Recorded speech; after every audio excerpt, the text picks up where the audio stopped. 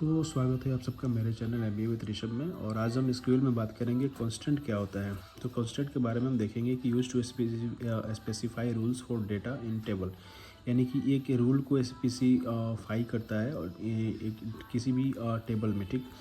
Ensure the accuracy and reliability of the data in the table, यानी कि किसी भी टेबल में एक्यूरेसी को और रिलायबिलिटी को मेंटेन करता है।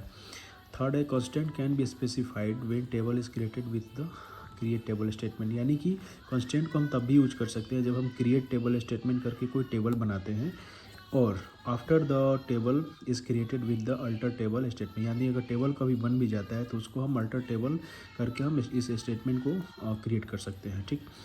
इसके सिंटेक्स के बारे में अगर हम बात करें तो इसके सिंटेक्स को हमको कैसे लिखना है ये हम इसको देखते हैं। ये रहा इसका सिंटेक्स। सबसे पहले अगर हम किसी भी टेबल को क्रिएट करते हैं तो ये वाला स्टेटमेंट हम चलाते हैं क्रिएट टेबल, उसके बाद हम टेबल का नाम देते हैं।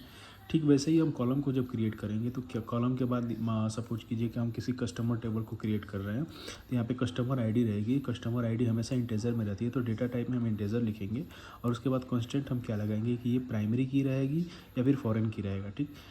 इसको ये रूल बनाता है, ठीक, कि कौन सा रूल इसमें लागू होगा। कांस्टेंट बेसिकली रूल ही होता है।